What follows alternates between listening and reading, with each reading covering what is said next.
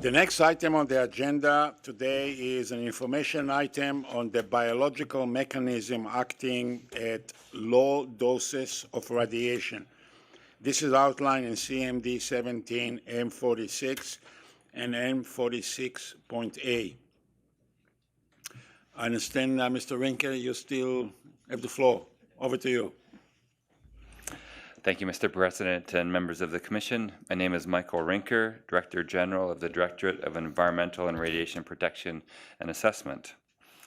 I am accompanied by staff members of the Health Science and Environmental Compliance Division, Ms. Julie Burt and Dr. Julie LeBlanc, both Radiation Health Science Officers in that division, as well as Dr. Rachel Lane and several other subject matter experts to help address any questions.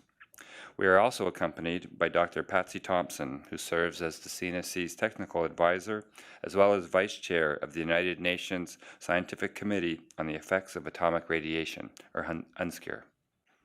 We are here today to present CMD 17 M46 in response to a request from the Commission following a public meeting in Ottawa on April 6, 2016. The Commission requested that staff present the current science on the effects of low doses of radiation. I will ask Dr. LeBlanc to begin the staff's presentation. Thank you. For the record, my name is Julie LeBlanc. As mentioned, I am a Radiation and Health Sciences Officer.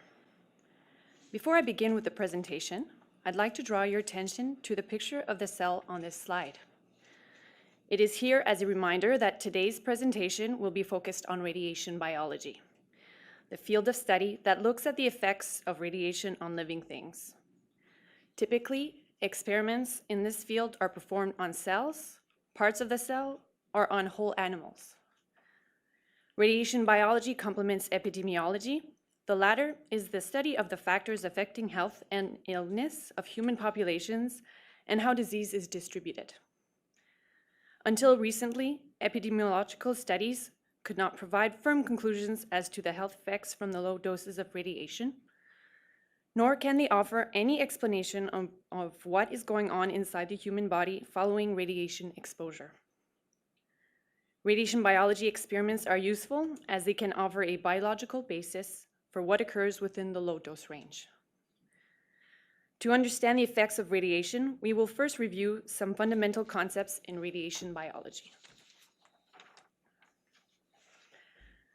Within the radiation protection framework, there are three different but related types of dose often discussed.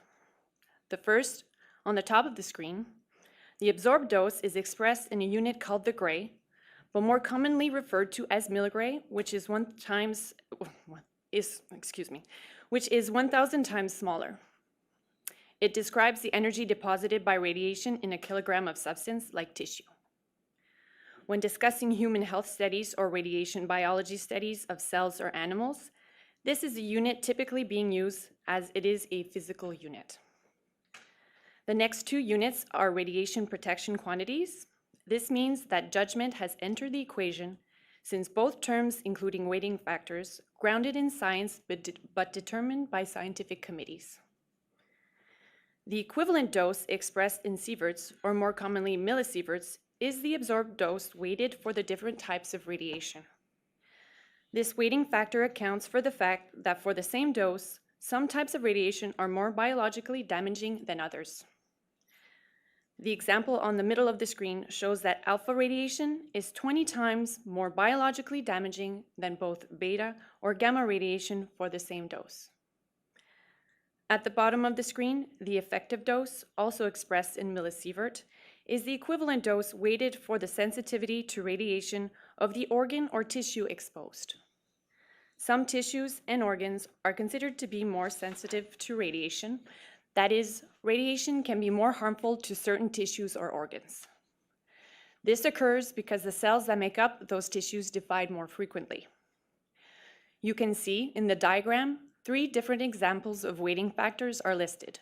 One for the testes, one for the lungs, and another for the bladder, demonstrating that the testes have a larger weighting factor and are thus considered to be more sensitive to radiation.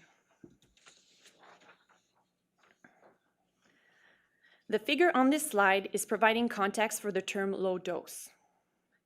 The gray box symbolizes 100 millisievert. This is the value we tried to limit our review of the literature for the purpose of the CMD and today's presentation.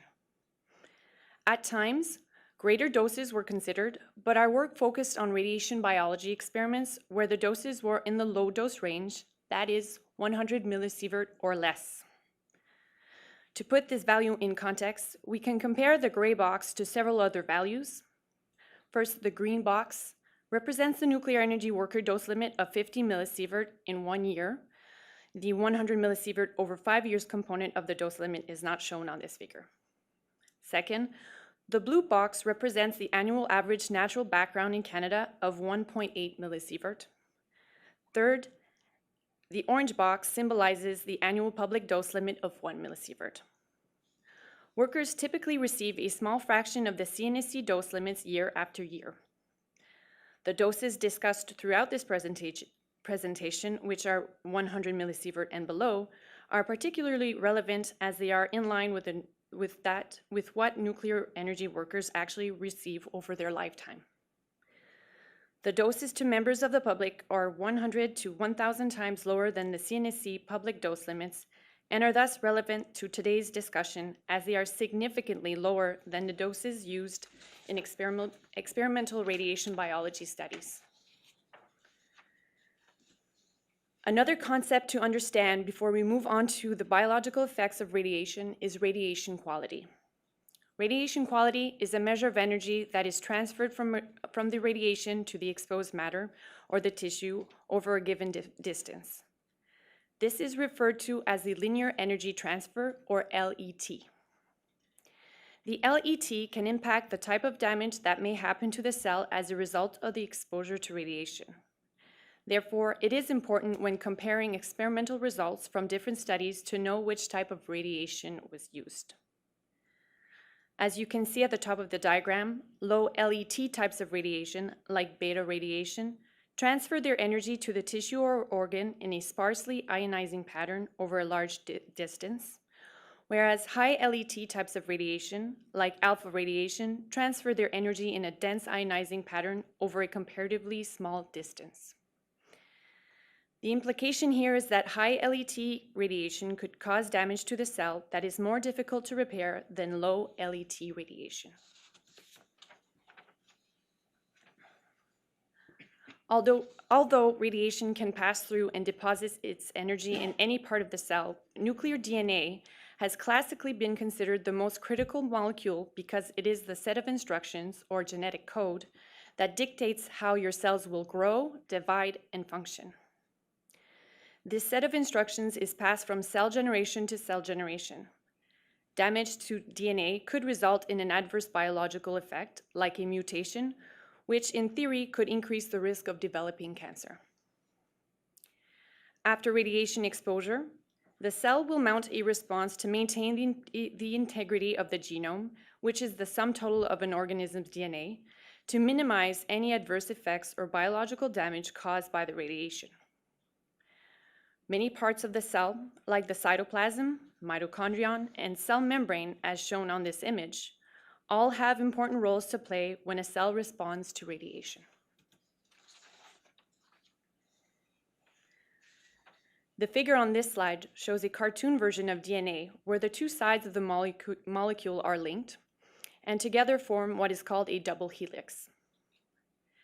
If radiation does deposit its energy in the nucleus of the cell where the DNA is housed, it can cause damage either through direct or indirect action. This means that radiation either interacts directly with the DNA, or the radiation interacts with atoms in the surrounding environment, creating molecules called free radicals, which in turn interact with the DNA. The important takeaway from this picture is that both direct and indirect actions of radiation can result in the same type of DNA damage. The type of DNA damage we are most interested in is called a double-strand break. As you can see in the image on this slide, a double-strand break is where both sides of the DNA double helix are severed or cut. There are many different types of DNA damage that exist, and we will not go over all of the different types, but focus on double-strand breaks as they are considered to be the most severe form of DNA damage, since they are the most difficult to repair. Furthermore, DNA damage is strongly associated with the development of cancer. Double-strand breaks can occur via normal processes, cell processes, such as DNA replication or cell division. They can also occur due to environmental stressors, such as radiation, ultraviolet rays, natural or synthetic chemical agents. As stated on the previous slide, double-strand breaks can occur as a result of natural cell processes or by some environmental stressor. To put this into context, cells can sustain and repair a relatively high rate of naturally occurring DNA damage. Approximately 50,000 sites of different types of DNA damage occurs per cell per day. Approximately 10 of these naturally occurring events are double-strand breaks. Thus, if cells can adequately deal with this level of naturally occurring DNA damage, then a small number of additional radiation-induced double-strand breaks would be of little consequence for cancer risk. Again, the amount of DNA damage at a cellular level is proportional to dose. For example, a dose of 5 milligray of low LET photons or electrons would result on average in 0.25 double-strand breaks per cell per day. The fraction of a double-strand break, or the 0.25 number, is a reflection of probability that at such low doses, some cells will be traversed by radiation and develop a double-strand break, while others will not.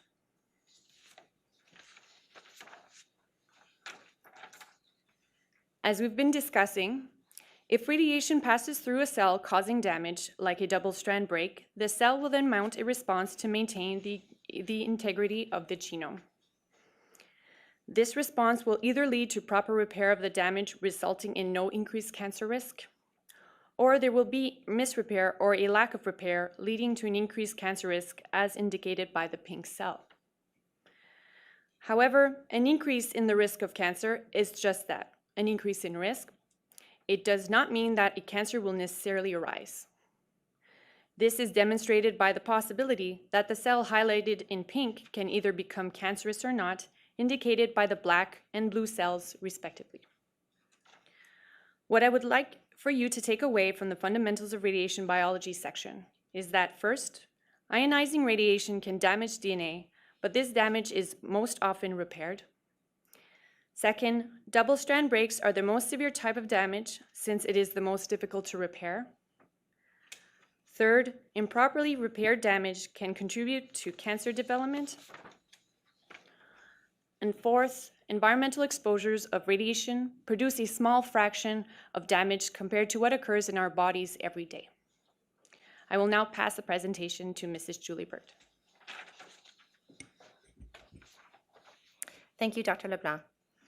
For the record, my name is Julie Burt, and I am a Radiation and Health Sciences Officer with a background in radiation biology. Next, we will discuss how epidemiological studies of people who have been exposed to radiation have helped us understand the risk of developing radiation-induced cancer. This is described by a dose-response model. A dose-response model is a theoretical model that describes how the risk of cancer varies with radiation exposure. The risks from radiation have largely been derived from epidemiological studies of the atomic bomb survivors. Where there was data, typically above 100 milligray, the dose response was linear, meaning that as doses increased, so did cancer risk. However, in the low dose range, the natural incidence of the disease masked any effects that may have been caused solely by radiation. Because of this, the linear non-threshold model, shown on this diagram in red, assumes that the cancer risk at low doses can be linearly extrapolated from the risk observed at higher doses. Recent chronic low-dose epidemiological studies of nuclear energy workers have provided additional support for the LNT model. Also featured on this diagram in blue is a dose-response model called the linear quadratic model, which assumes an upward curvature between dose and cancer risk. Of note, the linear quadratic model best describes the risk of developing leukemia due to radiation exposure. Overall, the data from epidemiological studies is typically consistent with either a linear or linear quadratic dose-response model. As the nuclear regulator, we use the LNT model for radiation protection purposes, that is, to inform the choice of appropriate dose limits. The international radiation protection community understands that the LNT and linear quadratic models cannot explain all experimental data. There is epidemiological evidence supporting some nonlinear dose-response models, but this largely stems from high-dose epidemiological studies. For comparison's sake, the LNT model is shown in red on all three images on this slide. The first image on the screen describes a threshold dose-response model, shown in yellow, which assumes that there is no risk incurred until a certain dose is exceeded. For example, a threshold dose of a few thousand milligray has been observed for select cancers, like bone cancer.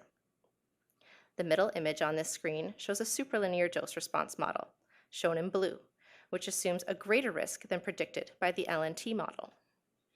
This model best describes extremely radiosensitive patients suffering from rare genetic disorders. The third image on this screen shows a hormetic dose-response model, shown in purple, which assumes that the risk from radiation is not only lower than predicted by the LNT model, but could in fact lead to stimulatory and beneficial effects which at larger doses become detrimental. Although there is support for the hormesis model in animal studies, there is no human epidemiological evidence supporting this model to date. The figure on this slide is an exaggerated representation of how both low-dose radiation biology and epidemiological studies support the 5 different types of dose-response model, each with their own curve. The colors of each line are consistent with the previous 2 slides. That is, the superlinear model is in light blue, the LNT model is in red, the linear quadratic model is in dark blue, the hormesis model is in purple, and the threshold model is in yellow. In epidemiological studies, the outcome of interest is typically cancer development in people exposed to radiation. In radiation biology studies, the outcome of interest is a particular biological effect, like DNA damage, for example, which can be observed in a cell or from an animal exposed to radiation. The level of DNA damage and subsequent repair is often used to draw conclusions about cancer risk in people. What I would like for you to take away from the dose-response model section is that, first, the LNT model cannot explain all scientific data. This model is practical from a regulatory perspective and conservative from a health perspective. And 2, the international regulatory community, including the CNSC, continues to use the LNT model for regulatory purposes. The CNSC regulates based on the best available scientific data and continues to monitor developments in the scientific literature.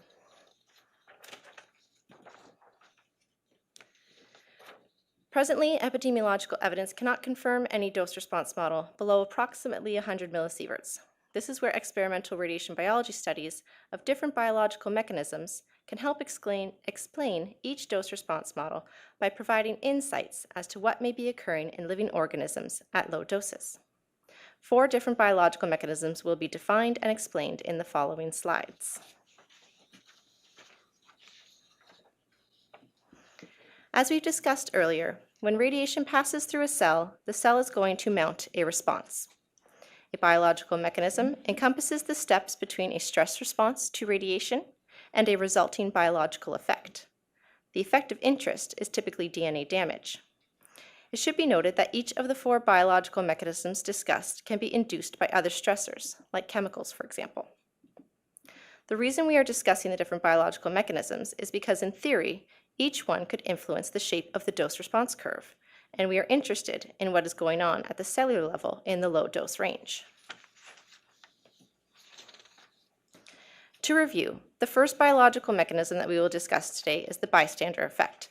This mechanism was presented to the Commission in April of 2016. Bystander effects are radiation-like effects that are observed in unirradiated cells that are responding to communication signals from directly irradiated neighboring cells. The nature of these signals is not fully understood at this time, but reactive oxygen species are thought to play a major role.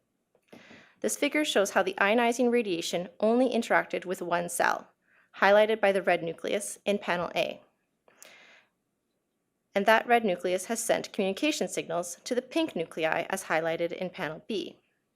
As far as the cell can tell whether it has a pink or red nucleus, they will both act as if the radiation passed right through each and every pink and red nucleus, despite the fact that it only passed through the cell highlighted with a red nucleus.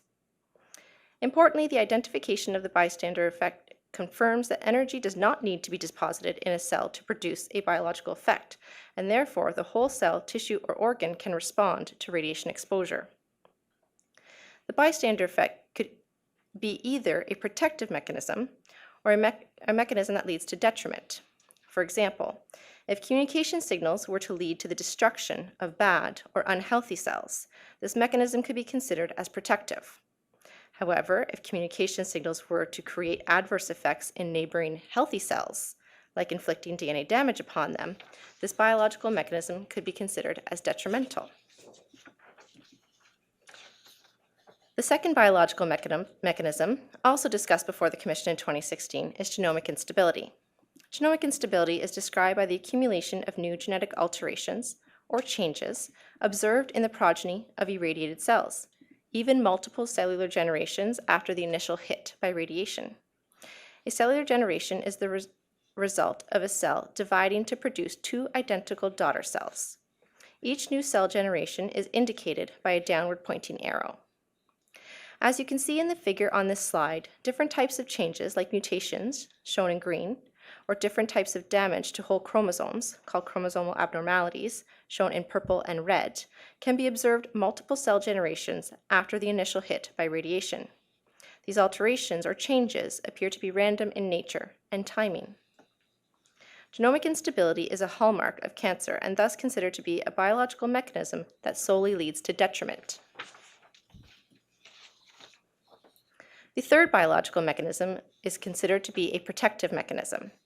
As you can see in the figure on this slide, the adaptive response is where a small priming dose of radiation, indicated by the purple bar, serves to increase the resistance of the cell to a subsequent larger challenge dose, indicated by the blue bar, typically given several hours later. Importantly, less DNA damage, indicated by the red arrow, is observed when you combine a priming and challenge dose compared to when the challenge dose is delivered alone. The adaptive response is the best studied mechanism that supports a hormesis dose-response model. The last biological mechanism is referred to as Hyper-Radiosensitivity Increased Radioresistance, or HRS-IRR. This biological mechanism is defined by an increase in sensitivity to radiation between 10 and 300 milligray, followed by an increase in radioresistance between approximately 300 and 1000 milligray. HRS-IRR is best described using the induced repair model, a model derived from the linear quadratic model. The induced repair model, shown here in blue, differs from the linear quadratic model, shown in red, as it theoretically accounts for the induction of DNA repair machinery. In other words, the induced repair model describes the HRS-IRR mechanism because it accounts for the induced radioresistance, hence its name. The molecular basis for the hyperradiosensitivity increased radioresistance phenomena is that lower doses are less capable of triggering DNA repair or other radioprotective mechanisms because there is not sufficient DNA damage to induce these mechanisms, resulting in cell death, observed as hyperradiosensitivity. And that higher doses inflict more DNA damage, subsequently triggering the repair mechanisms, resulting in an increase in cell survival, observed as increased radioresistance, which eventually reaches the cell survival rate approximated by the linear quadratic model. The mechanisms presented in this section provide an overview of the possibilities of what may be occurring at the cellular level following very low, and moderate doses of radiation. These terms are defined by the United Nations Scientific Committee on the Effects of Atomic Radiation, or UNSCEAR, are indicated on the slide, where very low doses refer to doses lower than 10 milligray, low doses refer to doses lower than 100 milligray, and moderate doses refer to doses between 100 and 1000 milligray. The figure on this slide provides a breakdown of the broad range of doses at which each individual mechanism has been observed in vitro in the literature. As you can see in red, genomic instability is observed as low as 10 milligray, but generally between 100 and even over 1000 milligray. In purple, the bystander effect has been observed as low as 5 milligray, but generally between 10 milligray and 1000 milligray. In yellow, the priming component of the adaptive response has been observed as low as 1 milligray, but generally between 1 and 200 milligray. In green, increased radioresistance, or IRR, is typically observed above 300 milligray. In blue, hyper-radiosensitivity, or HRS, has been observed as low as 10 milligray, but generally below 300 milligray. For IRR and HRS, there is a gray zone for where the cell transitions from a state of sensitivity to a state of resistance. While these mechanisms have been observed over a broad range of doses, we are interested in them because they occur in the low dose range. What's more, they'll all generally occur at an optimal dose of approximately 100 milligray, demonstrating that they can be active at the same time. What I would like for you to take away from the biological mechanisms section is that low doses of ionizing radiation induces many biological changes, and these changes can be explained by the following biological mechanisms: the bystander effect, genomic instability, the adaptive response, and hyper-radiosensitivity increased radioresistance. Further, to better understand the contribution of these mechanisms on human health, the study of the interaction between these mechanisms will undoubtedly be a source of important information. The relationship between the different radiation-induced biological mechanisms has been reviewed in the literature, but few studies have directly considered multiple mechanisms at once. Several key proteins active in several molecular pathways are known to be involved in all 4 of the biological mechanisms discussed in this presentation, shown in white at the top of each column. This table highlights the role of select proteins in 3 different molecular pathways important for cancer development, shown in black, listed in each row. The first row refers to DNA repair. Radiation induces DNA damage. In response, the cell activates DNA repair. The successful repair depends heavily on the levels of key proteins involved in DNA repair. The second row refers to the cell cycle regulation. In order for new cells to be generated, cells naturally go through a process of duplication and division known as the cell cycle. The regulation of the cell cycle helps facilitate the repair of any DNA damage, including radiation-induced DNA damage. The third row refers to oxidative stress. Reactive oxygen species, or ROS, are produced in the course of normal cellular processes, such as during energy production in the mitochondria. Typically, the mitochondria are equipped to reduce ROS levels when needed. However, if levels of ROS become too elevated, oxidative stress could occur, which could lead to DNA damage. Radiation can also lead to oxidative stress. Of note, while all of the biological mechanisms listed in this table have each of the molecular pathways in common, each biological mechanism may lead to the activation or inhibition of the particular molecular pathway. For example, oxidative stress is increased during the bystander effect, but decreased during the adaptive response. The similarities with regards to the shared molecular pathways discussed on the previous slide may help explain some of the other common features of the 4 biological mechanisms. Recent studies have stressed that the 4 biological mechanisms discussed here are not mutually exclusive. However, exactly how these mechanisms interact remains an important research question. Biological mechanisms could be affected by the activity of other mechanisms, perhaps even acting together or against one another.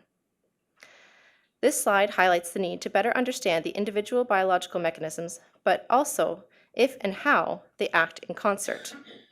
The answers to these questions will improve our understanding of the contribution of each biological mechanism to any potential health outcomes.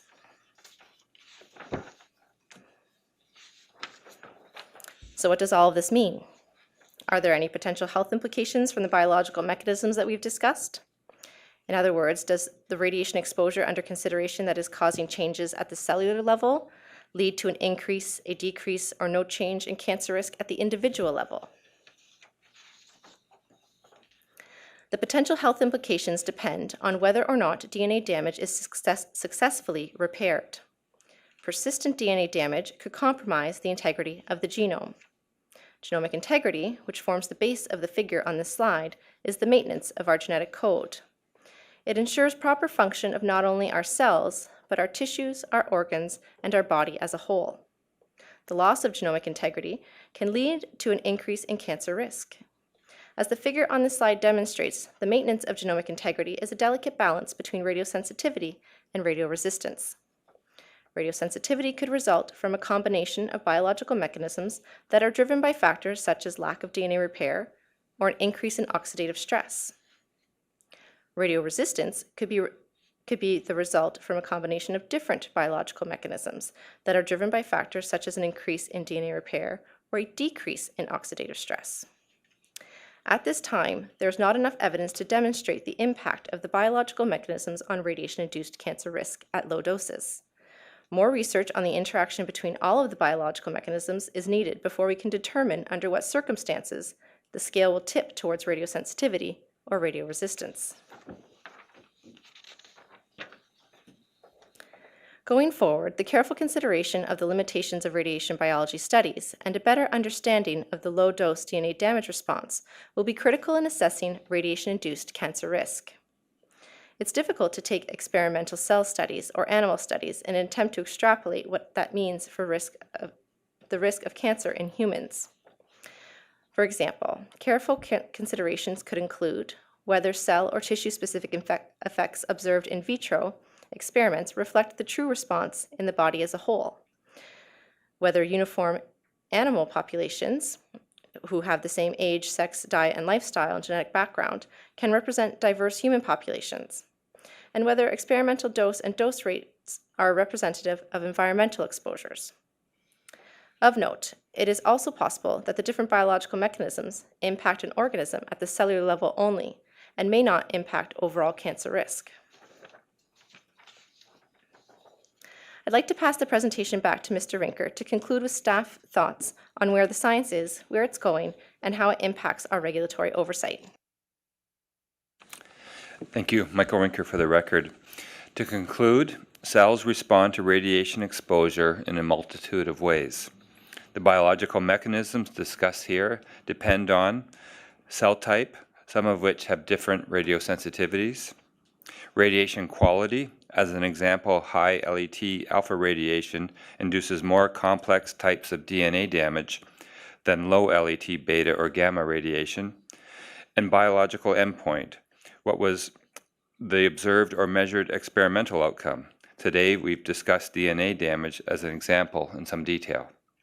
The balance between positive, negative, or neutral effects at the cellular level may or may not impact overall health. Given the outstanding uncertainties in the low-dose range, there is not enough scientifically sound evidence to warrant a change from the current radiation protection framework, which bases its dose limits found in the radiation protection regulations in part on the LNT dose response model. And the uncertainties in risk estimates are further minimized by the use of the ALARA as low as reasonably achievable principle. Together, the dose limits and the ALARA principle effectively minimize worker and public exposures to safe levels. Given all of the information presented today, it is staff's conclusion that the current Canadian radiation protection framework is robust and protects workers and members of the public. With regards to next steps, staff intend to publish a technical summary of this work in the peer-reviewed literature. In order to continue to regulate based on the best available science, CNSC staff will continue to monitor developments in the scientific literature. Staff have also identified areas where potential research projects could be initiated. For example, future studies should focus on how biological mechanisms can influence cancer development in humans. Notably, these studies should consider all biological mechanisms and not focus solely on one mechanism. And both in vivo and in vitro studies that elucidate the signaling pathways are also warranted. Thank you. That concludes our presentation today, and we are available to respond to any of your questions. Thank you.